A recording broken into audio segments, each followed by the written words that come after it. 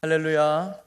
오늘도 거룩한 주님의 날을 맞아서 하나님의 사랑하는 마음을 가지고 또 예배를 사모하는 마음을 가지고 또 은혜 받기를 사모하는 마음으로 이 자리에 나온 여러분 한 분 한 분에게 오늘도 하나님의 큰 은혜와 사랑과 평강이 여러분의 삶에 충만하시기를 주님의 이름으로 간절히 축원합니다.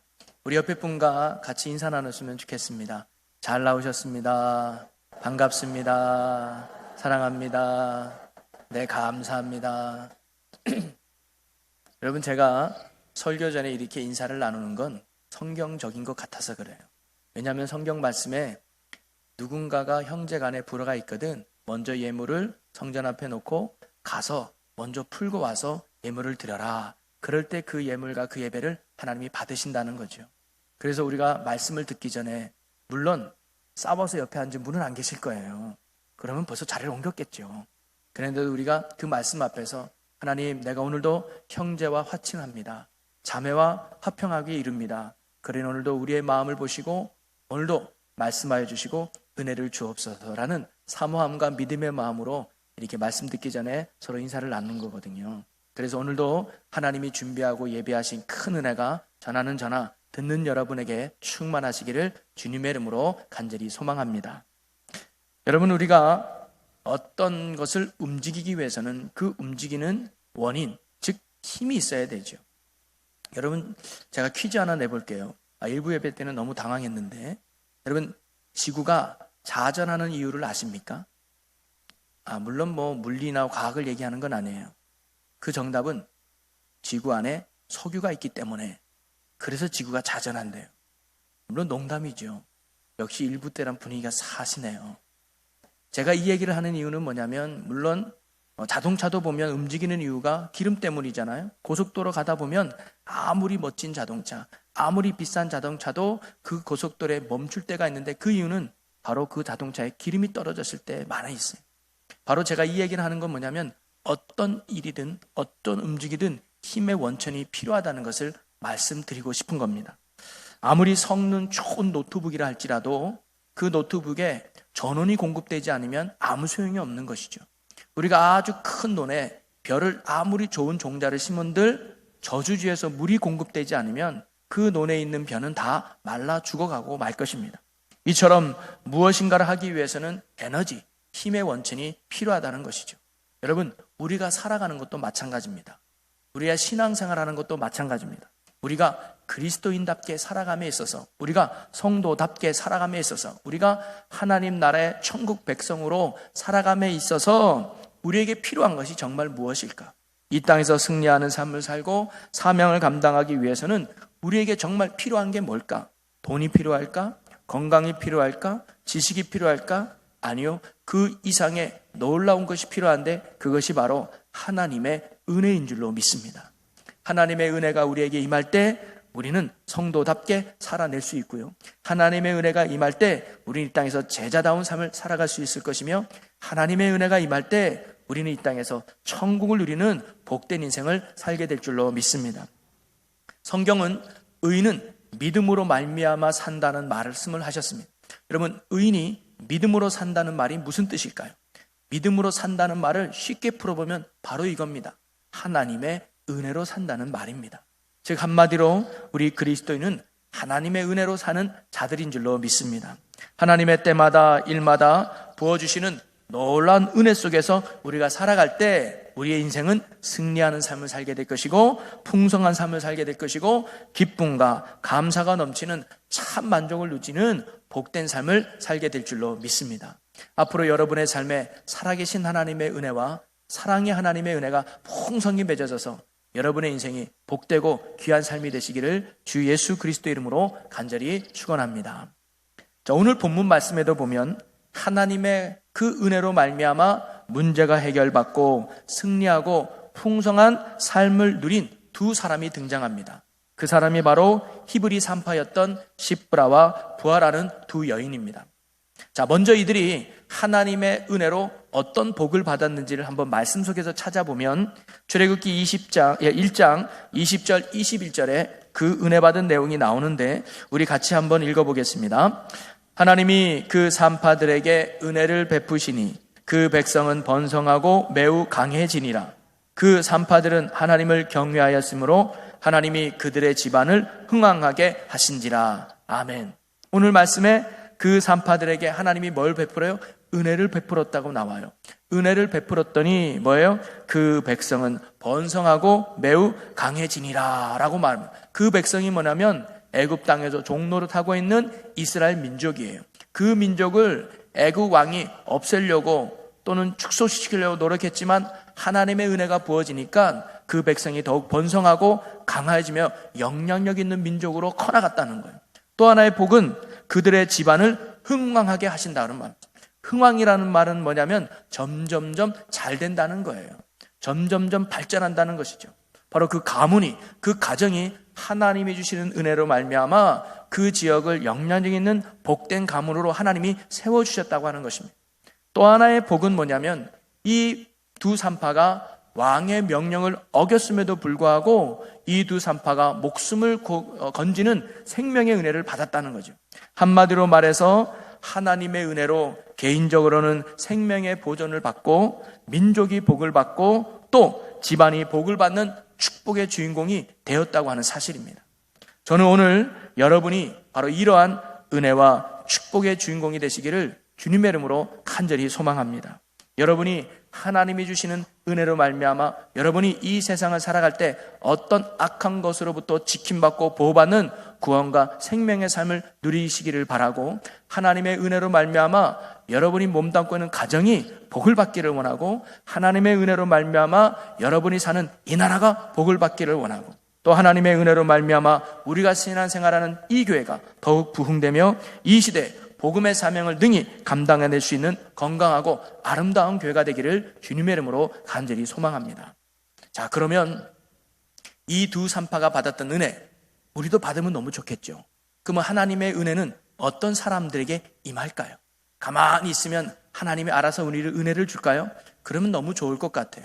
그런데 하나님은 아무나 아무렇게나 막 은혜 주시는 분이 아니라 은혜 받을 만한 자에게 은혜를 베푸시는 줄로 믿으시기를 바랍니다. 그래서 오늘 하나님의 이러한 큰 은혜를 받았던 두 산파는 하나님이 보시기에 은혜 받을 만한, 은혜 줄 만한 그런 사람이었기 때문에 하나님이 이들에게 은혜를 베푸셨다는 것이죠. 자, 그러면 이들이 어떤 사람이었기에 하나님이 이들에게 은혜를 주셨을까요? 오늘 이 말씀의 중심으로 우리가 한번 생각해 보려고 합니다. 오늘 말씀해 보니까 21절에 그 이유가 나오는데 우리 21절을 다시 한번 함께 읽겠습니다. 그 산파들은 하나님을 경외하였으므로 하나님이 그들의 집안을 흥왕하게 하신지라. 아멘.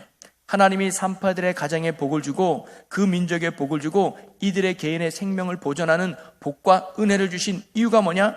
그들이 하나님을 경외하는 자였기 때문입니다. 여러분, 이처럼 하나님이 인정하는 사람, 하나님이 복을 주고 싶은 사람, 하나님이 은혜를 주고 싶은 사람이 어떤 사람이냐? 바로 하나님을 경외하는 자가 바로 그와 같은 자임을 믿으시기를 바랍니다. 그것은 성경의 공통적 내용이기도 합니다. 하나님이 아브라함에게 복을 주고 하나님이 아브라함에게 은혜 줄 이유는 그가 하나님을 경외하는 자로 인정받았기 때문입니다. 하나님이 욥을 인정하신 이유도 그가 하나님을 범사에 인정했기 때문이죠. 그리고 그를 하나님을 경외했기 때문입니다. 자, 욥기 1장 8절 말씀을 한번 보겠습니다. 여호와께서 사탄에게 이르시되 내가 내 종 욥을 주의하여 보았느냐? 그와 같이 온전하고 정직하여 하나님을 경외하며 악에서 떠난 자는 세상에 없느니라. 하나님이 욥을 이뻐하고 하나님이 욥을 인정했던 이유는 뭐냐면 그가 하나님을 참으로 경외하는 자였기 때문입니다. 전도서의 저자인 솔로몬도 사람의 본분에 대해서 이렇게 말씀하고 있습니다. 우리 전도서 12장 13절을 우리 같이 한번 읽어보겠습니다. 일의 결국을 다 들었으니 하나님을 경외하고 그의 명령들을 지킬지어다. 이것이 모든 사람의 본분이니라. 아멘. 사람들이 이 땅에 살아가면서 하나님의 은혜를 누리고 사람들이 이 땅에 살아가면서 하나님의 복을 누리는 그 사람의 가장 중요한 본분이 뭐냐? 하나님을 경외함에 있다는 것이죠.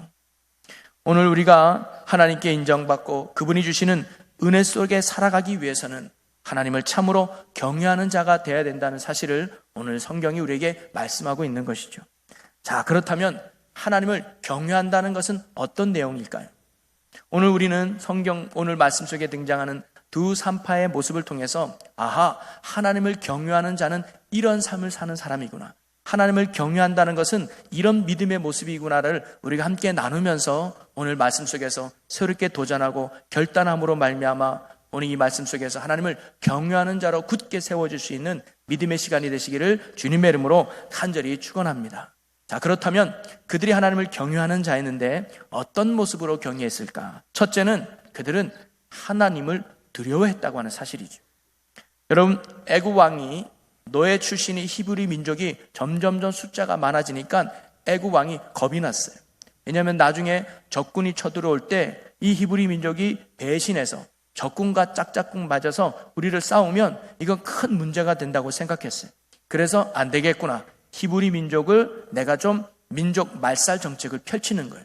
그래서 두 산파를 부릅니다. 두 산파를 불러가지고 어떤 명령을 내리냐면 딸이면 살려두고 아들이면 죽여라. 왜냐하면 전쟁과 싸움을 할 땐 아들이 중요했기 때문에 아들만 남지 않아도 히브리 민족은 약해질 것이다, 이런 생각에 아들이면 죽여라 라는 어명을 이 두 산파에게 내린 거죠. 자, 그런데 이 명령을 받은 두 산파는 어떻게 행동을 했을까? 우리 1장 17절 말씀을 같이 읽어볼까요? 그러나 산파들이 하나님을 두려워하여 애굽 왕의 명령을 어기고 남자 아기들을 살린지라. 결과로 보면 왕의 명령을 어기고 남자아이를 살려줬대요. 여러분, 그 당시 바로왕의 명령이 곧 법이었어요.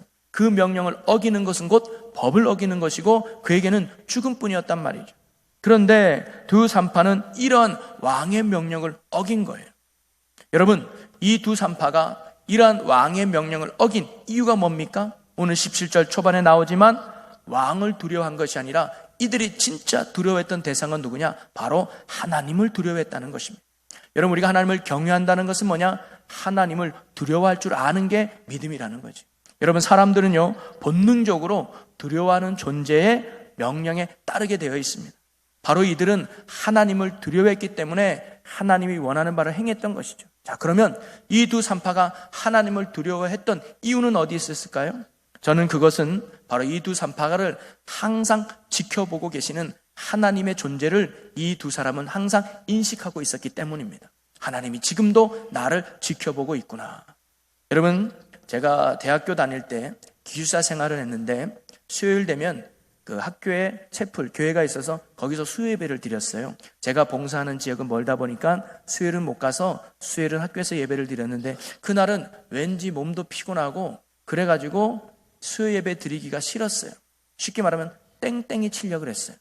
그래서 친구 한 사람 꼬셔가지고 야, 오늘 우리 수요 예배 드리지 말고 기숙사 들어가서 그냥 쉬자. 그 친구도 마음이 맞아가지고 같이 기숙사에 들어왔는데 제 방에 들어가려고 하니까 선배가 예배 드릴 준비를 하고 있는 거예요. 아, 들어갔다는 들키겠구나. 그래서 제 친구 옆방에 갔어요. 그 옆방에 가서 침대에 누웠는데 침대가 2층 침대였거든요. 그래서 친구는 위에 있고 저는 밑에 딱 누웠는데 딱 누우니까 침대 밑바닥이 보일 거 아니에요? 그런데 그 침대 밑바닥에 붉은 글씨로 주님이 항상 너를 지켜보고 계신다, 이런 문구가 딱 써 있는 거예요. 그 순간 깜짝 놀라가지고 야, 안 되겠다. 야, 우리 예배 드리러 가자. 그래가지고 그 친구가 예배 드리러 간 기억이 나요. 여러분, 이 두 산파가 하나님을 두려워했던 이유는 딴 데 있는 게 아니에요. 지금 하나님이 나를 지켜보고 계시는 거예요. 산모의 눈을 속일 수 있어요. 안 보이니까.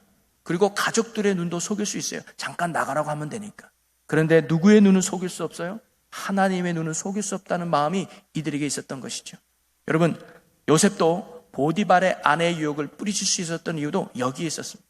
보디발의 아내가 유혹할 때 하나님이 나를 지금 지켜보고 계시는데 내가 어찌 하나님 앞에 죄를 지을 수 있겠습니까? 안 됩니다라고 뿌리쳤던 믿음은 바로 하나님을 두려워했기 때문이죠. 여러분, 이처럼 우리가 하나님을 두려워한다는 것은 언제나 하나님이 나를 지켜보고 있다는 사실을 인식하며 사는, 그것이 바로 하나님을 두려워하는 믿음의 모습이라는 거예요. 여러분, 만약에 여러분이 운전할 때마다 경찰이 여러분과 동승한다면 여러분 신호위반 할 수 있겠습니까? 경찰이 항상 여러분의 옆에 타서 진행하는데 여러분 어떻게 불법 유턴할 수 있겠어요? 여러분, 우리나라가 교통 질서를 잘 지키려면 운전하는 자마다 경찰이 함께 타면 돼요. 그러면 우리나라는 진짜 사고 안 날 거예요. 여러분, 괜히 경찰 마네킹을 세워놓는 게 아니에요. 인식하라는 거예요. 항상 경찰이 너희를 지켜보고 있다. 항상 카메라가 너희를 지켜보고 있다. 긴장해서 불법을 행하지 마라. 그런 의미 아니겠어요? 여러분, 우리가 하나님을 두려워한다는 건 바로 그런 믿음입니다. 하나님이 나를 지켜보고 있구나.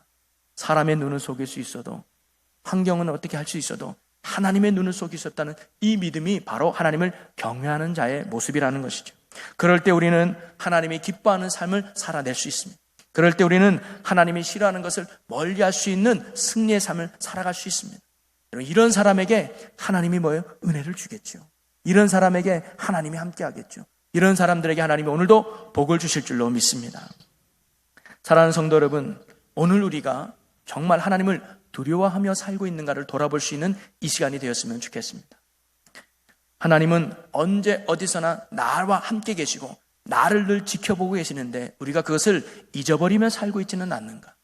교회에서는 하나님이 항상 계시는 것 같아요. 교회에서는 하나님이 항상 나를 지켜보고 계시는 것 같아요. 그런데 교회 바깥에 나가면, 집에 가면 하나님이 안 계신 것 같아요. 직장에서는 하나님이 안 보는 것 같아요. 그래서 우리는 뭐예요? 불법을 행하죠. 죄를 쉽게 집니다. 왜? 아무도 안 보는 것 같죠. 하지만 하나님을 경외한다는 것은 뭐예요? 내가 어느 자리에 있든지, 내가 어느 곳에 있든지 살아계신 하나님이 나를 지켜보고 있다는 믿음을 갖고 살아가는 것, 그것이 바로 하나님을 두려워하는 자요, 그가 하나님을 경외하는 자인 줄로 믿으시기를 바랍니다. 오늘 우리가 이처럼 하나님을 참으로 두려워하는 자가 되어서 하나님 앞에서, 하나님 안에서 살아갈 수 있는 우리의 믿음과 삶이 되시기를 주님의 이름으로 간절히 축원합니다. 그 다음에 이 두 산파가 하나님을 경외함으로 가졌던 믿음의 태도는 뭐냐면 하나님의 뜻을 쫓는 삶을 살았던 거예요. 이런 유머 여러분 많이 들어봤을 거예요. 세계 공처가 대회가 있었어요. 그래서 사람들을 불러 모아놓고 아내가 무서운 사람은 오른쪽에 모이시고 아내가 무섭지 않은 사람은 왼쪽에 모이세요 그랬어요. 그러면 모든 사람이 다 오른쪽에 갔는데 한 사람은 왼쪽에 있는 거예요. 이 사람은 아내가 안 무섭나? 그래서 당신은 아내가 안 무서운 거예요? 물어봤더니 그 사람이 이렇게 말했다지 않습니까? 우리 안 사람이요, 사람 많은 곳에는 가지 말래요. 그래서 저 혼자 여기 왔어요. 그래서 그 사람이 공처가 대회에서 1등 했대요. 여러분 물론 다 아는 얘기지만 여러분 이 얘기를 하는 이유는 뭐냐면 우리가 무엇인가를 두려워하면 어떤 대상을 무서워하면 뭐예요? 따르게 되어 있어요. 우리 애들도요, 아빠가 무서우면 아빠 말을 따라요. 엄마가 무서우면 엄마 말을 따라요. 마찬가지로 우리가 하나님을 정말로 두렵게 생각한다면, 우리가 하나님을 정말로 두려워한다면 그 다음에 나오는 믿음의 단계가 뭐냐면 바로 하나님의 뜻을 따르게 되어 있다고 하는 사실입니다. 두 산파가 하나님을 두려워함으로 선택한 행동이 무엇이냐? 바로 아이를 살려두는 것이었습니다. 두 산파가 히브리 아이, 남자아이를 살려둔 이유는 무엇이냐면 아이들을 죽이는 것은 결코 하나님의 뜻이 아니었다는 것을 그들이 알기 때문이에요. 왕의 뜻은 남자아이를 죽이는 거였습니다. 그러나 하나님의 뜻은 생명의 귀함을 알고 그를 지키는 것이 하나님의 뜻임을 알고 있었던 것이죠.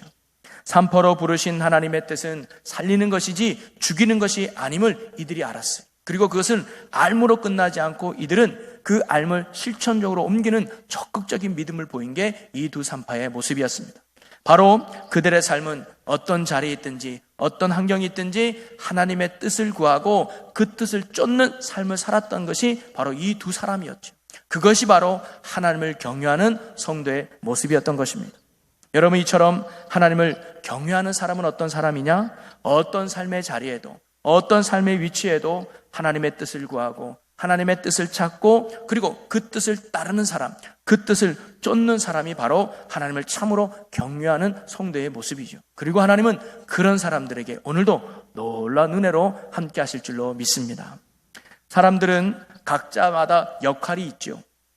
각자의 위치에서 해야 될 일들이 있습니다. 그런데 그 역할을 감당할 때 어떤 기준으로 판단하고 행동하느냐가 참으로 중요합니다.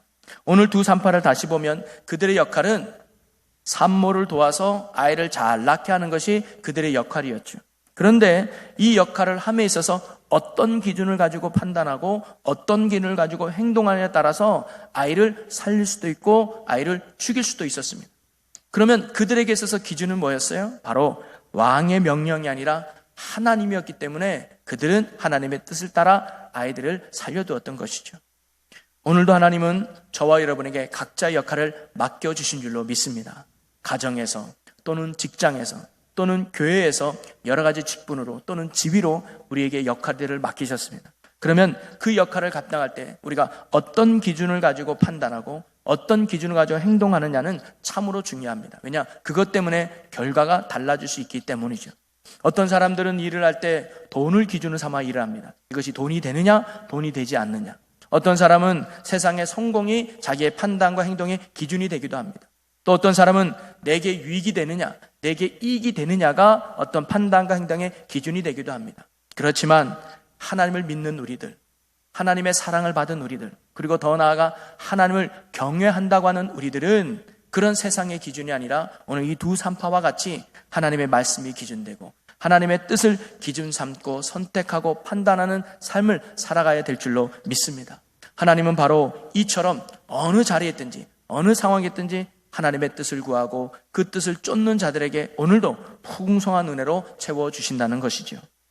한 가난한 소년이 있었습니다. 그는 학교에 갈 만큼 넉넉한 형편이 되지 못했습니다. 어느 공장에 들어가 일을 할 만한 기술도 이 소년에게는 없었습니다. 그러다가 하루는 사진술을 배워서 사진기사가 되어야 되겠다는 생각이 들었습니다. 그래서 그는 사진 기술을 엮어놓은 책을 있는 돈 다 모아가지고 주문을 하게 되죠. 그러나 그 편지를 받은 서점의 착오로 사진에 관한 책이 오지 않고 발성법에 관한 책이 발송된 거예요.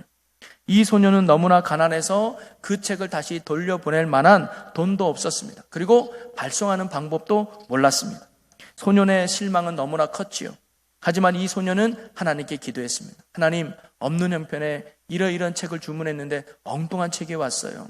그러나 이 소녀는 하나님을 향한 믿음이 있어서 하나님 어떻게 해야 됩니까?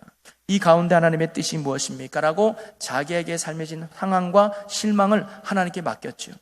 그러면서 그는 할 수 없이 이 속에도 뭔가 하나님의 뜻이 있겠다 생각해서 그 받은 책 발상법에 대해서 공부하기 시작하는 거예요. 한번 내가 배워보자, 이 책을. 그러면서 배우면서 나름 실력이 늘어나면서 바로 이 사람이 세계적으로 유명한 성악가가 된 찰리 메카시라는 사람의 이야기라는 것이죠. 여러분, 믿음의 사람에겐 우연이란 없는 줄로 믿습니다. 모든 것이 하나님의 계획과 하나님의 섭리와 하나님의 인도하심 속에 우리가 살아가고 있다는 거죠. 그 상황 속에서 우리는 하나님을 두려워하며 살아야 되겠고 그 상황 속에서 하나님의 뜻을 쫓는 삶을 살아야 되죠. 그런데 우리가 그렇게 하나님이 원하는 삶을 살아도 삶의 결과는 우리가 원하는 대로 좋은 결과를 낳지 않고 악하고 나쁘게 갈 때도 있다는 것이죠. 이 소년처럼 말이죠. 하지만 중요한 것은 내가 좋은 환경을 오느냐 나쁜 환경을 오느냐 그것이 아니라 그 상황 속에서 하나님의 뜻을 구하는 게 중요하다는 사실입니다. 하나님이 내 자리에 내 위치에 이 상황에 놓이게 하신 하나님의 뜻이 있음을 믿고 그 뜻을 구하고 그리고 그 뜻을 따르는 믿음의 삶을 살아갈 때 우리 하나님께서 함께해 주시며 놀라운 은혜로 채워주실 줄로 믿습니다. 오늘 저와 여러분이 어떤 상황이든지 하나님의 뜻을 구하고 그 뜻을 따르는 참으로 하나님을 경외하는 자가 되어서 하나님의 주시는 풍성한 은혜로 승리하는 믿음의 삶이 되시기를 간절히 축원합니다.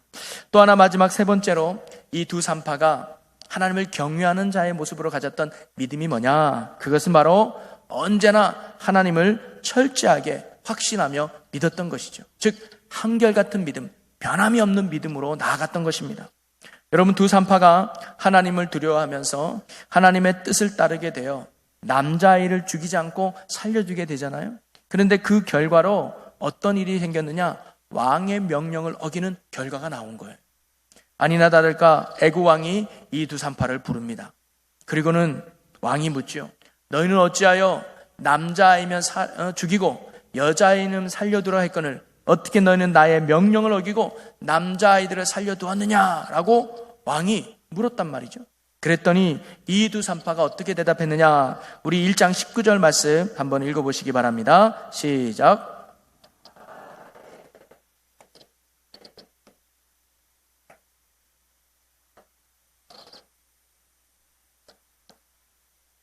아멘.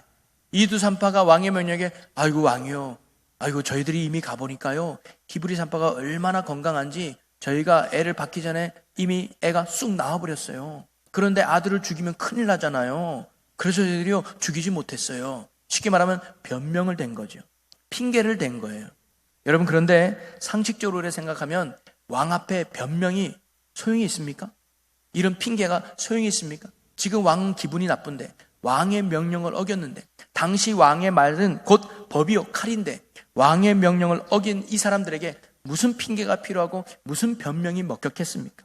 어떻게 보면 상식적으로 생각하면 이들은 변명과 핑계가 아니라 살려달라고 비는 게 사실이죠. 죄송합니다, 어쩔 수가 없었으니 제발 살려주십시오, 목숨을 구하라는 게 어찌 보면 맞는 그들의 대답이었을 거예요. 그런데도 이들이 이 왕의 앞에서 목숨을 구걸하지도 않고 오히려 오늘 말씀을 보면 당당하게 이야기하는 거예요. 어쩔 수 없었습니다 라고 당당하게 배짱을 튕기는 두 산파의 모습을 볼 수 있습니다.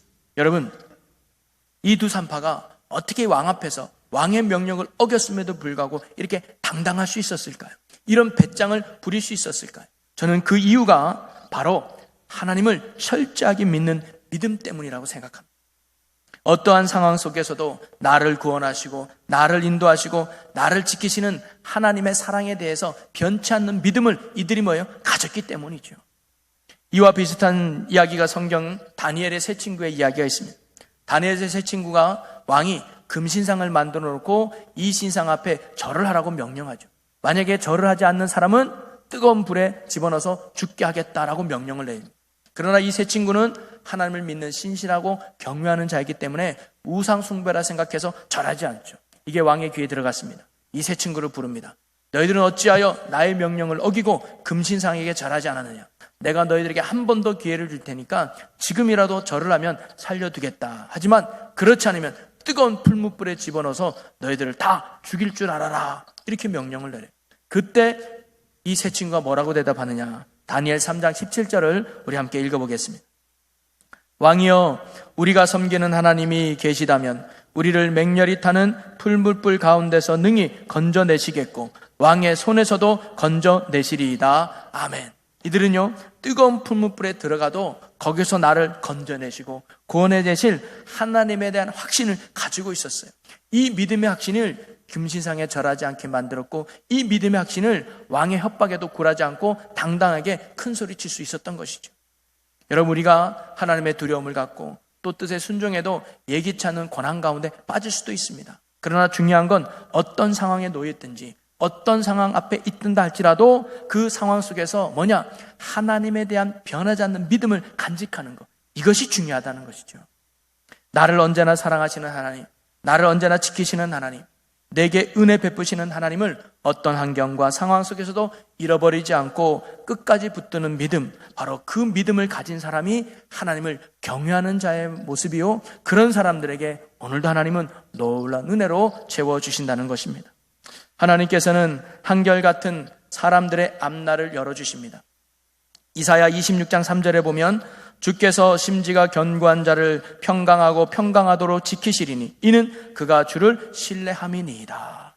어떤 환경에서도 변하지 않고 또 한결같은 믿음을 지키는 사람이 보석 같은 아름다운 믿음의 사람이죠. 여러분, 다이아몬드가 가짜인지 진짜인지 알아보려면 물에 담가보면 안답니다. 물에 담가보면 진짜 다이아몬드는 한결같이 빛이 나지만 가짜 다이아몬드는 빛이 나지 않는다고 해요. 오늘 우리는 그런 진짜 믿음을 가져야 합니다. 상황에 따라서 왔다 갔다 하는 믿음이 아니라 언제 어디서나 변하지 않는 하나님에 대한 신실함을 잃어버리지 않는 믿음, 이런 믿음이 오늘 저와 여러분에게 있기를 간절히 소망합니다. 이런 믿음을 가진 자를 하나님이 기뻐하고 이런 믿음을 가진 자에게 하나님이 오늘도 은혜를 베푸신다는 것이죠. 여러분, 말씀을 정리하면 의인은 믿음으로 말미암아 산다고 했습니다. 그것은 하나님의 은혜로 살아간다는 것이죠. 오늘 저와 여러분이 날마다 때마다 부어주시는 하나님의 은혜로 말미암아 날마다 승리하며 복된 삶을 살아갈 수 있는 여러분이 되시기를 주님의 이름으로 간절히 축원합니다. 그런데 하나님이 어떤 사람에게 은혜를 주신다고요? 하나님을 경외하는 자에게 은혜를 주신다고 오늘 말씀 우리에게 가르쳐 줍니다. 그러면 하나님을 경외하는 자가 어떤 사람입니까? 오늘 두 산파를 통해서 우리는 배울 수 있었습니다. 첫째는 뭐냐면 하나님을 두려워하는 자가 되어야 합니다. 여러분, 하나님이 언제나 나를 지켜보고 있다는 믿음을 가지고 교회만 하나님이 계시는 게 아니라 내 직장에서 내 가정에도 살아계신 하나님이 나를 지켜보고 있다는 이 믿음을 가지고 하나님 앞에서 하나님을 두려워하며 살아갈 수 있는 여러분이 되시기를 소망합니다. 또 하나는 나의 자리에서 언제나 하나님의 뜻을 구하는 겁니다. 나의 위치에서 이 자리에 세우신 하나님의 뜻을 구하는 것, 그리고 그 뜻을 따르는 믿음의 순종함이 있을 때 하나님의 은혜를 베풀어 준다는 거죠. 그리고 어떤 상황 속에서도 하나님에 대한 사랑과 은혜를 확신하며 흔들림 없는 믿음으로 굳게 나아갈 수 있는 여러분들이 되시기를 주님의 이름으로 간절히 소망합니다. 그리하여 두 산파가 하나님의 큰 은혜를 누렸듯이 우리도 날마다 때마다 하나님의 베푸시는 은혜의 풍성함으로 채워줄 수 있는, 하나님을 참으로 경외할 수 있는 믿음의 성도 여러분들이 되시기를 주님의 이름으로 간절히 축원합니다. 우리 기도하겠습니다.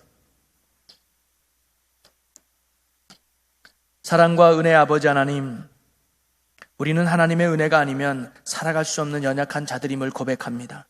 우리가 두 산파와 같이 주님이 베푸시는 풍성한 은혜를 누릴 수 있는 은혜의 성도들이 되게 하여 주옵소서.